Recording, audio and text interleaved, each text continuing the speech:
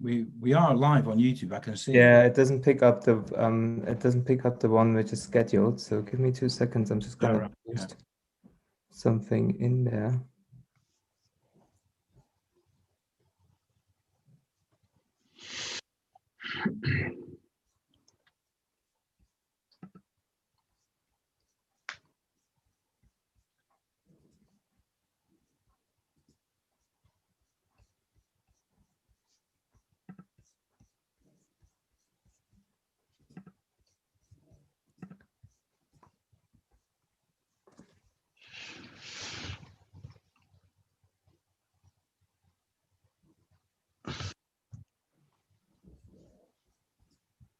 Cool. Just go ahead, Andrew. Okay. Right. Well, we'll make a start. Hopefully you enjoyed the film that you've just seen, which is obviously Markus's new film about the Cateran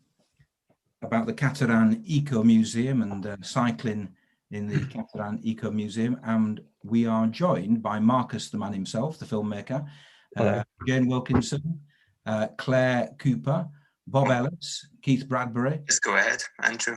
David McFarlane and Charlie, who I think film. We'll make a start. Hopefully you enjoyed the film that you've just seen, which is obviously Markus's new film about the Cateran Ecomuseum and cycling in the Cateran Ecomuseum. And we are joined by Markus, the man himself, the filmmaker, Jane Wilkinson. Sorry about that. I think somebody has got their computer on, one of the people here, and there's a feedback of the audio. That's why I paused. Hopefully that's now rectified. Okay, as I was saying, joined by Markus, the filmmaker, Jane Wilkinson, Claire Cooper, Bob Ellis, Keith Bradbury, David McFarlane, and Charlie, who is one of the people we saw in the film with his family. So we'll just go around and perhaps everybody can introduce themselves. We'll start with Claire. Could you just briefly introduce yourself? Yes, hi everyone. I'm Claire. I'm in the Ecomuseum. I'm one of the founder directors of the Ecomuseum. Jane? Hi there, I'm Jane Wilkinson. I live in Ayliff, which is in the Ecomuseum, and I am a basket maker and weaver of coracles and also a very keen cyclist. Bob? Hello, I'm Bob Ellis. I am the founder of the Cateran Trail, also a director of the Cateran Ecomuseum, keen hill walker, cyclist and guide. Keith? Hi, I'm Keith. I am a very keen cyclist, and I also run a zero emissions bus company that runs between Edinburgh and Dundee and has some quite helpful stops if you are trying to access the Ecomuseum on your way up. David? Hi there, I'm David McFarlane. I'm a composer and I stay in Perth. Charlie? Hi, I'm Charlie Simpson. I'm 12 years old and I stay at Mains of Cricket's Farm, and I'm at first year at Blairgowrie High School. And Markus? You're muted, Markus. Right, there we go. I'm Markus. I've directed and filmed Built to Last and also developed the routes in the Cateran Ecomuseum. Okay, right. Well, thanks for that. So you know who everybody is now. We're going to start with Claire. Claire, can you explain what the Ecomuseum is? Because a lot of people immediately associate the word museum and they think, oh, it must be a building somewhere with nice kind of Victorian vistas and what have you, but it's nothing like that, is it? So in a nutshell, ecomuseums are museums without walls. All the sites are outside, and in our case, they're all free to access as well. And they're quite special entities, really. They're made by local people, so they're really an opportunity for local people to share the distinctive heritage of where they live in the way that means something to them. And they've got this much more kind of holistic nature and culture frame from a traditional museum that's actually housed inside a building with particular objects. But they're also a focus for the development of what's being called regenerative tourism, which is what this project with Markus is all about. So my next question is probably a bit kind of a stupid question in its phrasing, but when did it open its non-existent doors? Well, actually, we launched in November 2019, which feels like an eternity ago, given the pandemic we've all been living through. And indeed, it was just a few months before the pandemic hit. So we are absolutely thrilled to bits to be able to kind of reopen, if you like, in the way that we are doing with Markus and the routes that we've developed after such a difficult year for everyone. And when did the idea of having an eco museum first come about? Has it been a long time in the making? Well, ours actually only started to be developed in 2018. They are a French concept, and there are hundreds and hundreds of museums across Europe, and they're beginning to be lots more around the world. But we're only the second in Scotland. The other one is on Skye. Some people listening may have already visited that one. So it hasn't taken us too long to get off the ground, but we're having a fantastic time and have got lots of plans to develop all sorts of other things in the future. So what makes it different from a national park or an area of outstanding natural beauty? Yeah, that's a good question. I think it's really those three things that I spoke about at the beginning that when combined make them unique. The fact that they're community-led and community-made, the fact that they've got this focus on natural and cultural heritage, not just cultural heritage, which is what traditional museums tend to be about. And then this focus on regenerative tourism, which really encourages people to rethink how they travel for leisure and how they enjoy the places that they choose to travel to in ways that leave things better. That's what regenerative tourism really is about, and ensure that those places are available for future generations to enjoy too. And those are some of the things that we're going to explore with Bob and Keith and Jane and Charlie in a few seconds or a few minutes. But Markus, and let's hope he remembers to unmute himself this time. Ah, you've done it. Excellent, brilliant. Right, Markus, how did you get involved in this project, and how did you get involved in making a film? So I first met Claire in Dundee in, I think it was March 2019, at a conference. So we kept chatting, and then she invited me around to Ailoffe, and I had been to Ailoffe beforehand, but it was just like more a fleeting visit other than anything else. And I spent a few days in the cottage there, which was lovely, and just discovering the area. And yeah, just pretty quickly kind of absolutely liked it. It's such a beautiful part of Scotland, and it was also a corner I hadn't explored in any detail beforehand. And yeah, so I spent a few days cycling the Cateran Trail and some little bits in between. And what really intrigued me then was the Monica Pass. So I did some research about how high up can you actually cycle in Scotland. And I think there was, up until then, I was always thinking it's going to be Mount Keane, which is one of the Munros, which is the highest you can cycle to. Talking about, you can also carry your bike up a Nevis if you like to, but in terms of properly cycling. And yeah, so the Monica Pass is actually, to my knowledge, the highest cyclable pass in Scotland. So I went back to cycle that. And then I came back in Easter again to build a cover with Jane. And yeah, so it's kind of like, even though the project hadn't started, I went back a number of times just to get a nice area, a feel for the area. And yeah, it's just a lovely part of Scotland. Because your films in the past have mainly been focused upon you, and we chatted earlier this year about your film, which takes you down the Iron Curtain Trail in Germany. This one's slightly different because the focus is not really on you. It is on the routes and the people who visit the Cateran Ecomuseum. Could you just talk about that and differences between what you've done before and this new film? Yeah, so I think with the film, it was quite interesting because there was a few things that I had in my head. Like first, the idea of a museum, I think, is really interesting, and I think we have this conception of a museum being this building with walls where you look at objects and you walk through it and you learn from the past and you make up your mind for the future, hopefully. And I just thought this very concept of using an old bike to cycle through the Cateran Ecomuseum in itself is quite, and that also then brought me to some research about the Rough Stuff Fellowship and just kind of the whole idea of, you know, people have been cycling in that area long before me, and they did that on skinny tired bikes with one gear. So, you know, that in itself isn't something extraordinary, but it fitted quite well with my history, you know, cycling around the world on a single speed bike. And I think the initial thoughts were to make just a film cycling to the Ecomuseum and capturing the beauty. And then I had a good chat with Claire about this as well. And I think our thing was like, how can we really bring the people in the Ecomuseum to life in the film as well?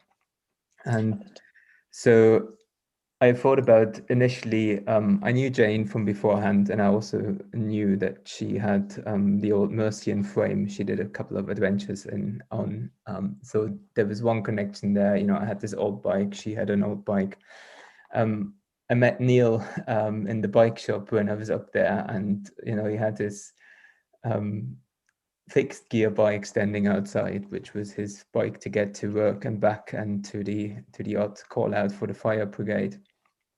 So that fitted lovely in there as well. I talked to Bob as well when we did the initial planning of the routes. So, you know, like with my, you know, the route planning things I'm doing, that was a lovely angle as well. And also with Elliot and Nikki and the kids, I actually met Stella and Nikki on another project filming for Sustrans in 2019. So all of a sudden, this film, which was just really just about pretty pictures and riding a bike in a pretty area, became a little bit more meaty. And I think like when I looked at the footage, it's always tricky to kind of like script something. I'm not a big fan of scripting films to the very extent at the beginning, because you never, you know, I really want to capture what's happening spontaneously. And then I looked at the footage and the interview footage, and I thought, this is amazing. Like, this is so rich. There's so much in there. And yeah, in a sense, it was quite nice. So I thought, like, I'm not going to add anything to this by talking or adding a voiceover for myself, and just let the people tell their own story and mix that with the pictures. And yeah, I think that's also the magic of the film. It's really nice to kind of have other people than just me in there. Okay, well, that's probably a good point to bring in Jane, Bob, and Charlie, because they all feature in the film, and Gillian, who's now joined us, who we didn't hear at the beginning. Jane, you're in the film quite a lot, actually. Could you, first of all, you're not from this area of Scotland. In fact, you're not from Scotland originally. What first attracted you to come to this part of the world? I came to Scotland to study 30 odd years ago, 37 years ago, from Preston in Lancashire, and I just fell in love with the area as soon as I came up to Scotland. Well, I fell in love with Edinburgh at that point, or the area around Edinburgh, and then I just started to creep north and just kept creeping north till I ended up at Kirkmichael, and then did a little detour south to Alyth. And I'm kind of pretty much here in Alyth now. And yeah, just very much in love with the area. Just, it's like a home. It's like where your heart is. I've just found a kind of a heart space, you know, to kind of dwell in. So, yeah. Well, you're actually a weaver. You have a company called Special Branch Baskets. And, but actually, I think you could probably cut it as a poet, because what you say in the film is actually really poetic and quite beautiful. There are some, you know, there was no problem finding some quotes from what you said in there to pick up on. And you talk quite eloquently about cycling and the landscape and bits and pieces. And you talk specifically about cycling connecting you closer to the landscape than walking. Can you expand on that? Can you explain what you mean by that? Yeah, well, I had to think about that.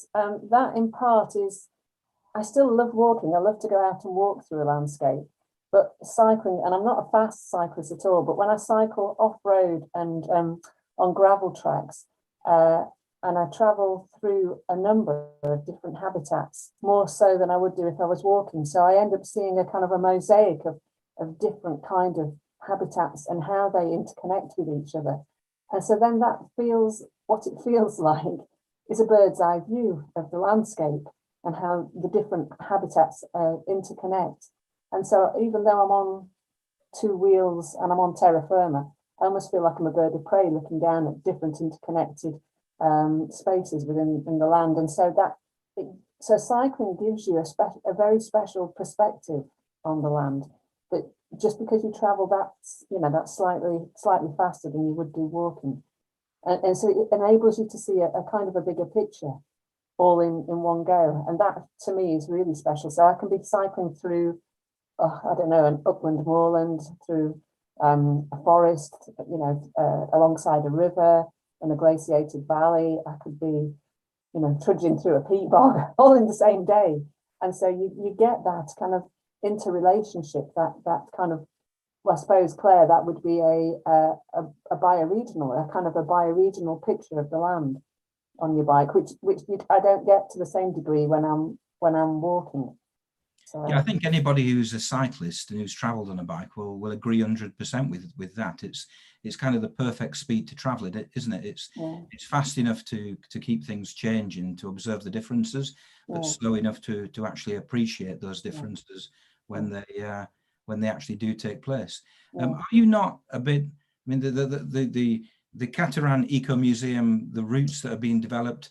I'm playing devil's advocate here, but are you not terrified that your kind of secret, your special area of Scotland is going to be overrun with people? No, I feel really, really blessed to be in this part of the world, and the more I get to know it, the more special it is. But I don't feel I have any rights of ownership or access to it above and beyond anybody else, just by virtue of living here. And during lockdown, it was really interesting actually, because I did a lot of walking on Ailey Hill. And often I go up there and see no one, but then during lockdown, I was seeing a lot of people, and it was utterly lovely because you were sharing in their joy of experiencing this landscape for the first time, even though they maybe lived in the area, they'd not actually walked up there, quite a few of them before. So no, and also the thing about the Cateran Ecomuseum is that you've got, say, for example, where I am, you've got Ailey Hill, and quite a few people may go there. And then I might venture a bit north on my road bike and go through the roads through Glen Isla, Glen Prosen, Glen Clover, Glen Shee, and see hardly any traffic. And then you can go north again of that and end up off-road in the Cairngorm Plateau. And so you can there's kind of degrees of remoteness that you can gain from being in this landscape. And so you can be very sociable, or you can be, kind of very solitary as well. And so I have no qualms about more people coming. So yeah. No, I mean, I was talking to Markus earlier this week about the area and the film, and I was saying, well, actually, I've visited Scotland on many occasions, but it's not an area of Scotland I've ever been to, with no good reason. I would have been hard pressed to actually tell you what was there if somebody had said, well, what's kind of in that part of Scotland. But looking at the film, it is a beautiful area, and it's worth pointing out that the Grampian, the Cairngorms National Park takes up a slice of the northern area. Perhaps Claire, could you comment on that? Yes, the geography was actually agreed between 6 community council areas. And actually one of the biggest territorially is Mount Blair, which is why we stretch up into the Cairngorm National Park, who I have to say are fantastically supportive partners and have supported this project financially as well. Okay, right, well, moving to Bob. Now, Bob, I'm guessing you have a long history with the Cateran area. You are the creator of the Cateran Trail. Has that predated the Cateran Ecomuseum by a long time? Has that existed for quite a long period? Yes, thanks for that lovely question there, Andrew. Yeah, we came up, myself and one other, came up with the idea of the Cateran Trail in 1997. And it took us 2 years to go around all the 44 landowners and persuade them that this would be an absolutely fantastic idea of bringing visitors into the area and boosting the economy of this lovely part of the world. So we opened it in 1999, and the next year after that we got hit by foot and mouth, so we had to close it. So yeah, it predates the Ecomuseum by 10 years. Is it 10 years? I think it's nearer 20. Actually. 20 years, yeah, 20 years. Thanks, Claire. Yeah. And it's absolutely a fantastic, it's a fantastic place to come and visit. Picking up on one of your questions that you mentioned to Jane about the amount of people and do we really want hundreds of thousands of people coming here? The Cateran Trail attracts around about 8,500 to 9,000 walkers a year who walk the trail completely, which is 64 miles circular. It's a circular walk, so you can start and finish it wherever you want. Okay, and do people, because it's a circular walk, do people kind of base themselves in one area and then do a segment and return to that base, or do people wild camp and do that kind of thing? How do they actually manage the logistics of walking it? Well, I started off by taking people around the Cateran Trail and moving their baggage, which was very, very nice to do that. Some people like to backpack and wild camp, but not very many. Most of them will take up the opportunity of staying in a hostel or a bed and breakfast or self-catering even every night, so they can get a hot bath and a well-earned pint when they finish. So there's various ways. I even started to do human baggage around the trail, conveying them in from one particular place and then taking them out each day, and they would come back on their own steam. So yeah, great. And there are accommodation providers who offer pick-up and drop-off services. If you look on our website, you can find out who they are. Yeah, and also if you stay in the one place the whole of the time, some of the hoteliers will give you one night free, which is great. Yeah, the routes that Markus has developed, do they use the same paths, or some of them? Do they use the same paths as the Cateran walking trail? Yes, yeah. I think it's safe to say now, because we've done a great deal of work on the Cateran Trail in making it open for all. You can cycle all the way around the Cateran Trail. And obviously then, as Markus has explained earlier, there's various routes around the Cateran Trail that you can take off and cycle anything from 2 or 3 miles to one of our points of interest that we've got within the Ecomuseum to 20, 30 miles. The world's your oyster as far as Eastern Perthshire is concerned. Well, you've sold it to me. I'll be on the next train north if I'm allowed. I'm not sure if I'm allowed yet, but anyway. Yes, you're allowed. We're open for business. Excellent. Right, Charlie, moving to you now. You feature in the film. You're one of the younger members. I think. Am I right in thinking that Gillian is your mum? Is that right? No, I was invited to join. So I'm one of their friends. So no, I'm not a part of the family. Okay. Well, thank you for correcting me on that. I should do my research more, but there we go. So Charlie, when you think about the times that you've been walking or cycling in the area of the Cateran Ecomuseum. What are your best memories? I don't know. I live in the Ecomuseum.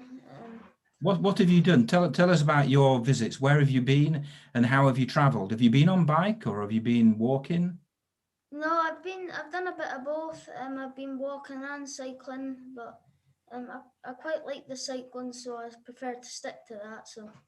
And what kind of cycling? What kind of cycling is it? Is it cycling on? Is it tarmac? Is it on rough tracks? Have you got a mountain bike?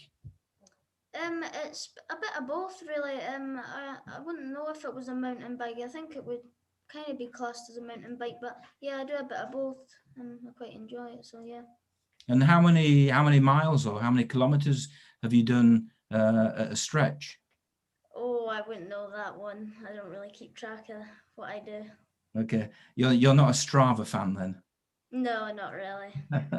Okay, well you've been on these trips with Gillian McFarlane, who joined us halfway through. Hello, Gillian. Nice to meet you. Hi, it's actually Nikki. Just Gillian will confuse Charlie.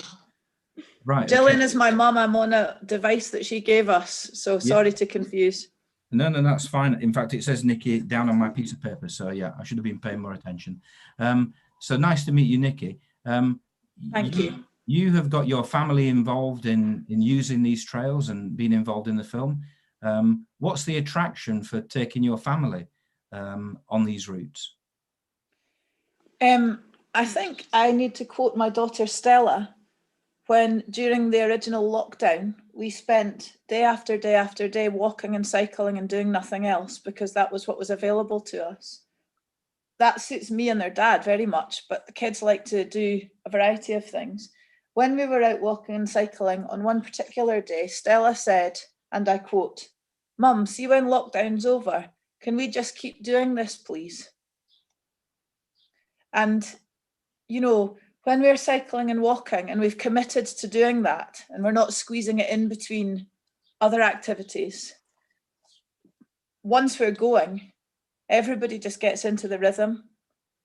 And, you know, although we're all different shapes and sizes and ages, and, you know, when Charlie was along with us as well, the group rhythm finds its way through and we're all able to move at a speed in a way and a rate that's comfortable, even though, you know, we've all got different levels of fitness and strength and ability and all that. So yeah, it just works.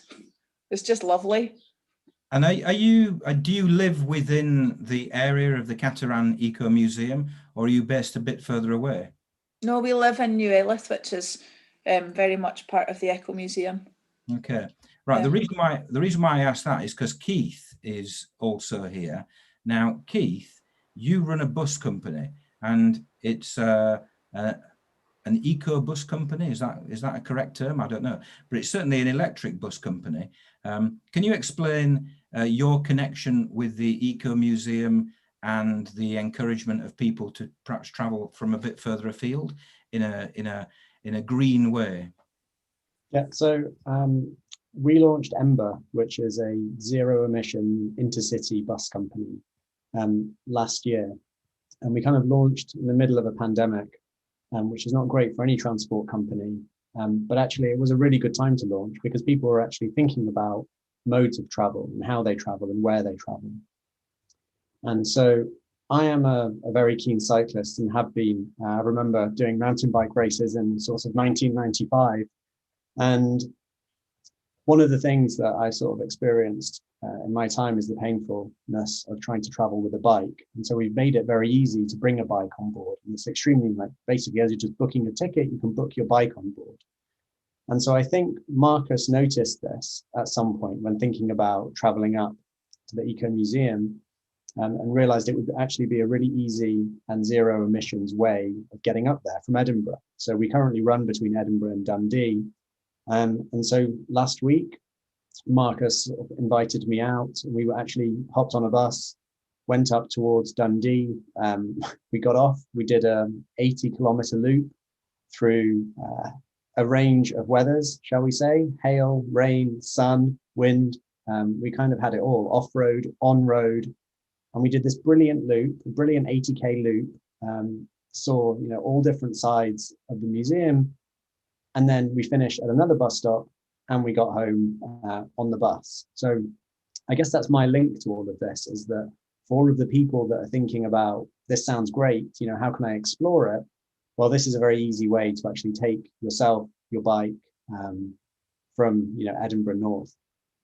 Well, yeah, I was going to ask you, because most people, I'm a cyclist, and if you told me to get my bike on a bus, I would just kind of think you were either joking or you'd perhaps you know, you had a screw loose, because taking a bike on a bus is not usually a very easy thing to do. It's not easy taking a bike on a train.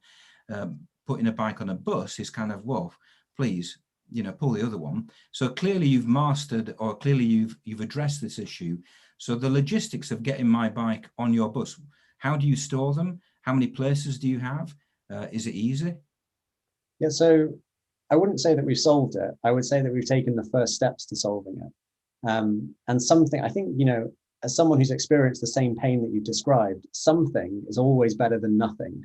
You know, having been turned away from buses and trains, you know, for 20 years-ish, I know what that's like. And so we have a solution at the moment, which is to guarantee 2 bike spaces on every bus. But I'm also aware that 2 spaces is just not that many. And so later this year, we'll be getting more vehicles and opening more routes. And on those, we'll have space for up to 6 bikes.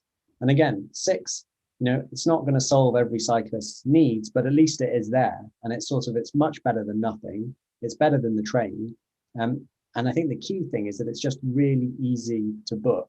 And if you did turn up, and I sort of don't mind saying this, if you did turn up wet and cold at the end of the day with your bike, and you were the 3rd bike to try and board, we would probably just let you on. We would find a space for your bike, because I think, you know, from a sort of cultural perspective, this is my company and I've been that person and I didn't like getting turned away. So I'm just going to make sure it never happens again.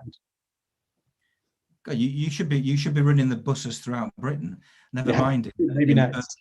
So well, that is my next question. Do you have plans to expand this across Scotland? I think currently you've got 2 buses. Is that correct? Yeah. So at the moment we've got 2 buses running every day of the year between Edinburgh and Dundee. Later this year we'll be adding another 6 sometime around October, and we'll be opening up some more routes at that point. And then early next year, we'll hopefully be taking on some more buses and adding those onto the route. So our plan for the next 12 to 24 months is to try to cover Scotland and go to some more, I would say, regional places. So running up to Fort William, and being able to kind of get, you know, most places in Scotland with your bike, and to try to make that easy. And then after that, you know, who knows, the world, perhaps. Well, let's hope so. Can you try and do it via West Yorkshire, where I am? It's not that far away. No, quite. We could do with some green buses. Right, there is one question in the chat on YouTube. If anybody, well, the people watching on YouTube, if you'd like to put a question in that chat box, that would be brilliant. And I'll come back to that in a second. And it's regarding information and how people find information about the routes and what have you. So perhaps Claire and Bob and Jane and Marcus can think of some answers for that. But just moving on to David. Now, David, you are a composer and you created the music for the film. Now, as somebody who has, you know, got their own YouTube channel, I tend to use the stock music that you can download for free from YouTube, and it sounds very cheesy. That's far from the case with the music that you've created for this film, because it's really beautiful. So can you explain what the, you know, I'm not a composer. How do you go about actually creating a piece of music that actually matches the visuals on the screen?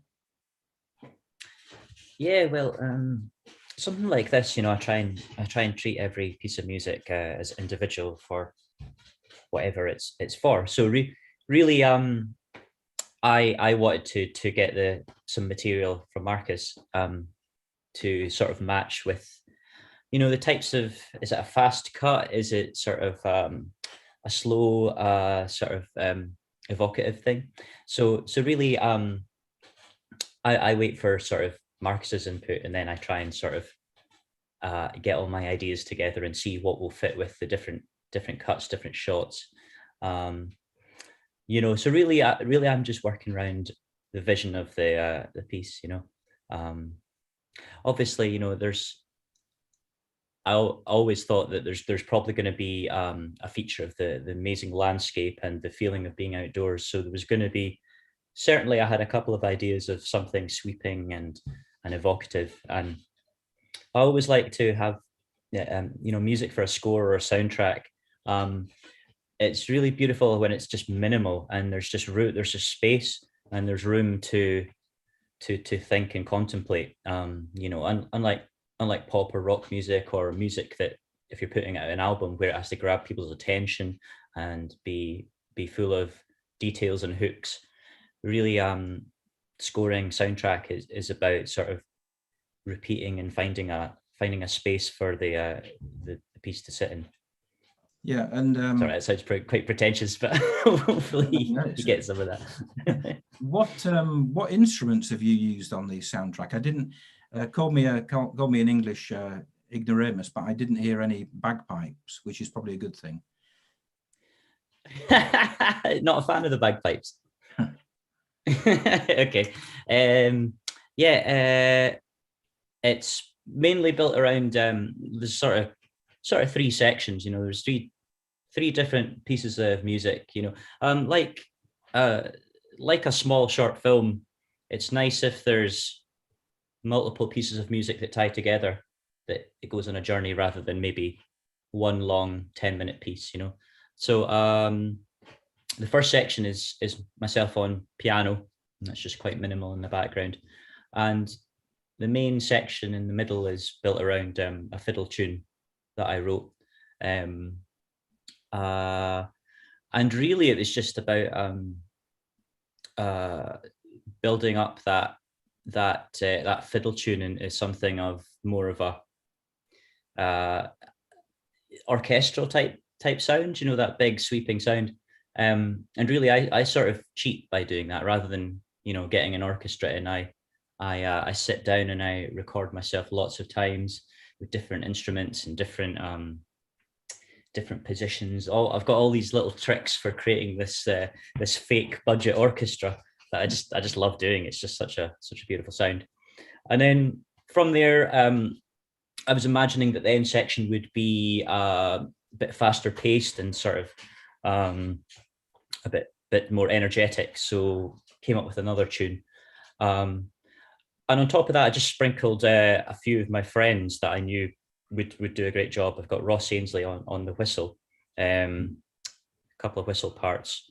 He's just great. We work together on a few things. So I wrote some parts for him. He's in Glasgow. He just sent them back and they were perfect. And then face to face, I managed to get my friend Matthew Rogers, who's a drummer, percussionist. He came into my studio that I work at, and in about 15 minutes recorded all the parts, you know, and that was that. It's great. So the rest was just myself in my home studio. And if people want to, do you make your material available to download on iTunes or things like that? It's on our SoundCloud, on the Ecomuseum SoundCloud. You can go and listen to it there. Yeah, I just saw that link. So yeah, you can get it there. I think like with this kind of piece, I think it wants to be matched with the video. So I would encourage people to watch the video. Yeah, no, that's a good point. Good point. Right. Well, Mike Stead has asked, and it's regarding visitor information. Is it easily accessible, either in situ or is all the information kind of online? How do you address that, Claire? Yes, so if you go onto our website, www.cateranecomuseum.co.uk, you'll see a tab called Explore, and there you will find all the pre-designed routes, which include Markus's amazing cycling routes, and you'll also find the walking routes as well. There are a couple of car ones, but we're prioritising walking and cycling. Markus has developed an amazing sort of layout for all the maps and everything. Markus, do you want to explain for that side of things? Yeah, so there's all the basic information on those pages. So there's the route in the Camus widget, and then to download as GPX, because I think we've kind of based it on that a lot of people will navigate these days with their phone or GPS device. But we're also looking into at least a custom-made paper map. So, because I think the Cateran Ecomuseum is quite interesting, because there's areas like the Kirknoch Glen Isla, if you want to cycle the route, you need 3 OS maps. So it's obviously, so looking into that. So all the information is there. And then if you scroll a little bit, there's a summary route description that's kind of like to give you an idea what the route's roughly about. And then there's some inspiring pictures, and then there's the nitty-gritty information. So how much climbing is in there, the length, and also starting points, and the nearest parking. We kind of like, I think we're trying to encourage as many people as possible to cycle, but we're also well aware of that things are not going to change overnight. So we're trying to give people good information so they can park their car. And we've also spaced out the routes. So for example, in the Kirknoch Glen Isla, there are 3 parking areas, and we deliberately chose to start different routes in different parking areas. So we're not going to pile everyone up in the same place. And then underneath, if you scroll underneath, there's the various points of interest. And I think that's for me, that's the very nitty-gritty, like the heart of the information on the website, because those are all the places along the way you can visit and you can read about them. And I think my take on any route development is this is just really an idea for people. So you can use those routes and you can get your own routes together as well. And then kind of read about those places. You know, I would encourage people, you know, there is, I think either do the research beforehand, so you know roughly, you know, where the places are. There's 2 maps on there. There's the Camus map, which has the route and all the profile information, and then underneath there's a Google map where you can see the various points of interest. I think the next stage is potentially to map or to kind of pile that together. And yeah, and then, you know, either read before or along the way. But I also think like this, the nice thing about the Cateran Ecomuseum is we've deliberately made the routes so they're accessible to various people. So there's, you know, there's beginner friendly stuff. And there's things like the Cateran Fondo and the Monica Pass Loop, which I guess will appeal to more experienced riders. And within the routes, we've given people suggestions as well. So if you finished one route, why not try this route? And that is basically based on that, like, we want to take people, and I've done a similar idea with the Highland Perthshire gravel trails I developed last year. I think we need to take people on a journey. I think if people are new to cycling, they'll be thankful for any information they can get. And assuming that they had a good experience, then I think we also want to offer them the what's next. So, you know, I think you can come back various times and just kind of combine all of those experiences together. Well, Angus, connecting to what you've just said, Angus has just asked, as a non-cyclist, although he's now very tempted to get into the saddle, does anyone offer guided cycle holidays or day trips in the Cateran Museum area? Claire, you're nodding. Yes, well, actually, that's one of the things we're trying to develop, because we haven't had any really, except for Bob and a couple of other folk who've come from out with the area to do guided walks and cycling itineraries. We are going to have some of those up on our website in the next couple of weeks, so look out for that. There's definitely going to be one cycling one, and at the moment possibly 2 or 3 walking ones, but we're hoping that lots of local people will come forward saying that they want to offer them too. Just to also say that we have a tab on the website that shows you who the walking and cycling friendly accommodation providers are, so you can have a look at that, and also where the kind of best cafe stops are along the way. Again, that will all be growing over the next few weeks as hopefully more accommodation providers want to become walking and cycling friendly. Bob, the information about the Cateran Trail, is that part of the Cateran Ecomuseum website, or is that hosted separately? Where can people find information about that? You can get, there's various links out there. I suppose what I should say is the Perth and Kinross Countryside Trust, they actually manage the Cateran Trail. There's a fairly substantial budget for doing work on that, whether it's fences, gates, path maintenance and what have you. So you can get a lot of information off Perth and Kinross Countryside Trust's website, which comes under Perth and Kinross Council.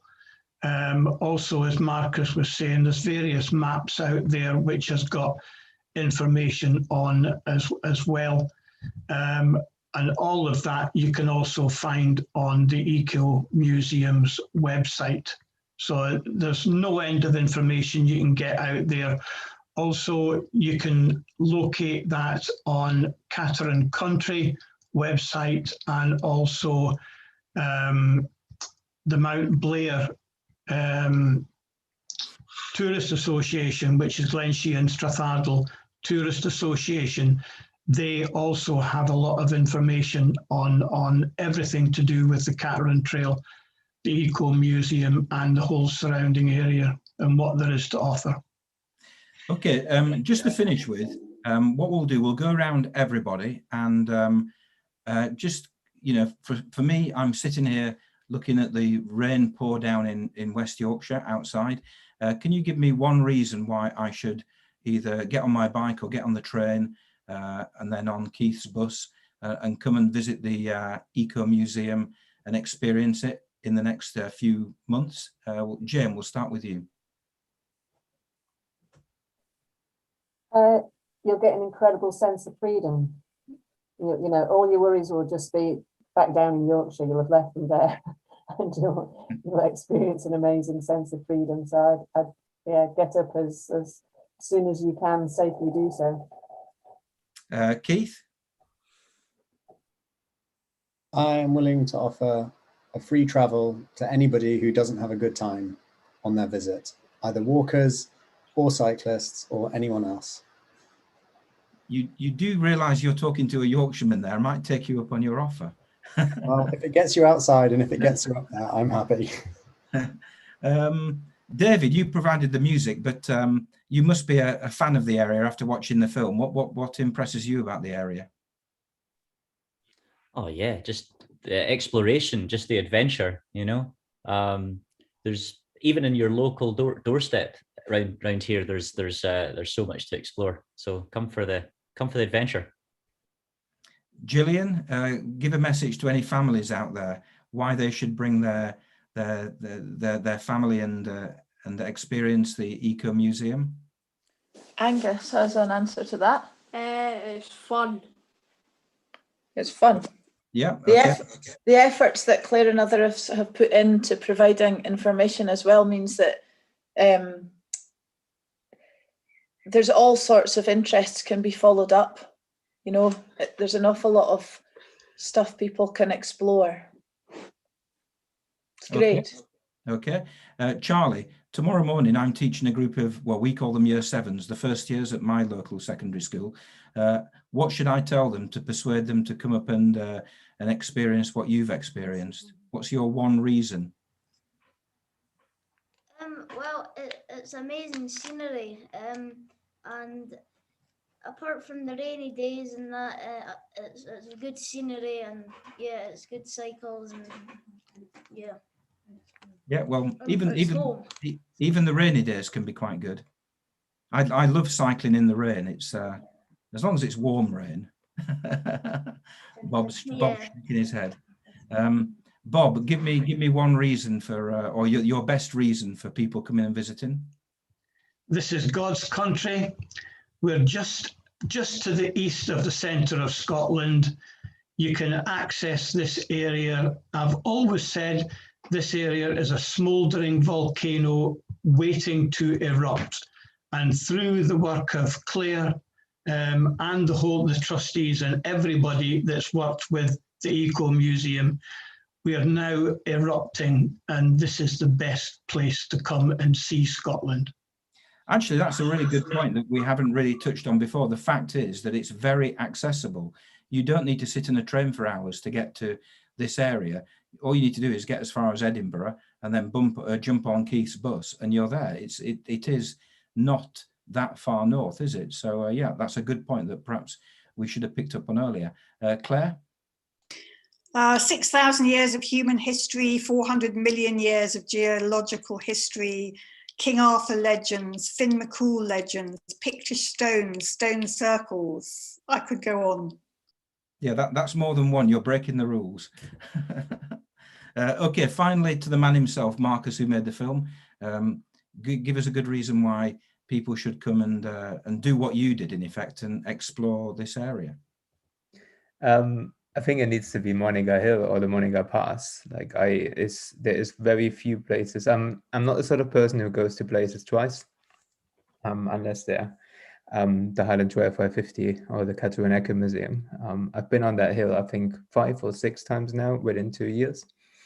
And each time I come up there, it's like, you know, any time is as stunning as the time before, even better. So I think and I had some pretty miserable weather up there. So it's just returned ever since. So, and I think just for those few moments, there's a lot of hard work involved to get to some places at times, but it's totally worth it. So yeah, it's, for me, this is what Scotland's about. Yeah, and on that note, it's what Scotland's about. That's a kind of quite a nice way to end. So thank you, Markus. Thank you, Jane. Thank you, Keith, Bob, Claire, David, Charlie. And well, you can thank Gillian wherever she is, but I should also thank Nikki, of course. Yeah, thank you for that. And that was excellent. That was really informative. And I'll make sure that I visit sooner rather than later. So thank you. Thank you, Andrew. Hosting us, Andrew. Yeah. Thank you. Thank you.